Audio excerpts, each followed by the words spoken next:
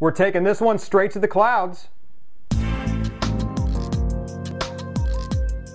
From Spike Studio, another product review. This is the D-Link Cloud Router 3000 dual band. Give me everything. Gigabit router wireless. Yes.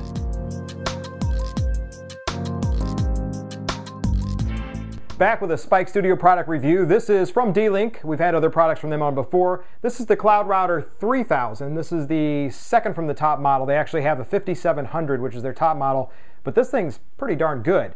So we'll talk a little bit about the specs. We'll show you the device. You can see I've actually got it over here, rotate through for you, so you can actually see what it looks like in person. I hate when you can't actually see the device besides me holding it.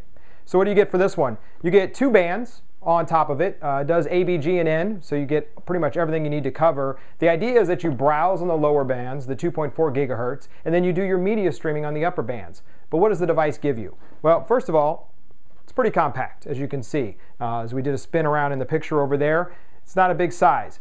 It supports a USB drive for you to share your media, up to 500 gig drive. Let's keep this in mind, a 500 gig drive. It doesn't support terabytes, it doesn't support 3 terabytes, but 500 gigs supported through here will give you streaming access remotely to view files. Moving on from there, it has 4 LAN ports. They're all gigabit ports on the back. So the 4 ports will give you gigabit speed for whatever you connect up to it. Keep in mind, you may have older network cards, 100 megabits or whatever they are in your systems. I've seen people complain, I'm not getting that type of speed.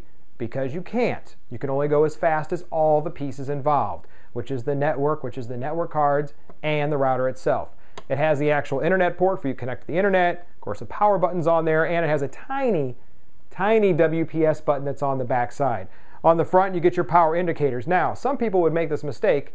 You'd sit here and push this power. It's not a power button. That's a power light. The power button is on the back. The power light is on the front. But it looks like a power button because it has a little power symbol, and I actually saw that people were talking about they were pushing the button and it wouldn't turn on. It's because it's here. What else do we get with this one? You actually get an indicator for the connectivity to the world to let you know that you're on for the internet itself. Capabilities. Someone talked about this in the reviews, and I want to cover this really quick, and I'm going to show you our scientific way that we did it. They talked about this ran hot. Now, those reviews were older. That was like 2008, 2007, 2000, so this has been updated over time for the same router. So we went out, I'll show you what we did in just a second. Let me attach it to the router real quick. So you'll see this lovely device that's on the side. It's actually not scientific. It is an outdoor sticky thermometer, and we ran it on the side of the router and let it run for a while to see what we would get. Guess what? Didn't get very hot ever. We ran media through it, we ran the network through it, we streamed files, we connected multiple devices. It maintained a pretty consistent temperature. So while this is not perfectly scientific, this is better than the fish tank ones, which don't go high enough because you would kill your fish. So I got one of the outdoor thermometers and stuck it to it. We're going to start using this on a lot of the devices we know that do run hot. We've seen the results.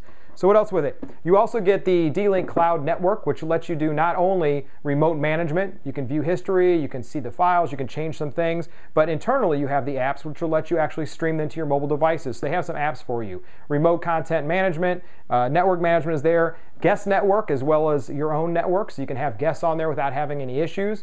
And what is the dual band thing they keep talking about? Well, the dual band piece is actually a 450 and 450. So what that means is they're going to give you 450 megabits on the lower 2.4 gigahertz and 450 on the top end. As I said at the beginning, they want you to do your browsing, things like email and normal web stuff on the 2.4 gigahertz, and use your high-end devices and media streaming, you do those on the 5. So it's a little more unrestricted. It also built-in support, they say, which I don't know what it means, but algorithms, let's say, for you to be able to stream multiple HD-type videos at the same time without interfering with each other and stuttering and things like that. So far, we've had flawless playback, pretty much like it said, across videos, across HD content, from the iPads onto the Roku and onto the other devices in the house. Straight to the TVs as well on the Connect network. We've connected drives up to the back for the USB connectivity, no more than 500 gig as I said.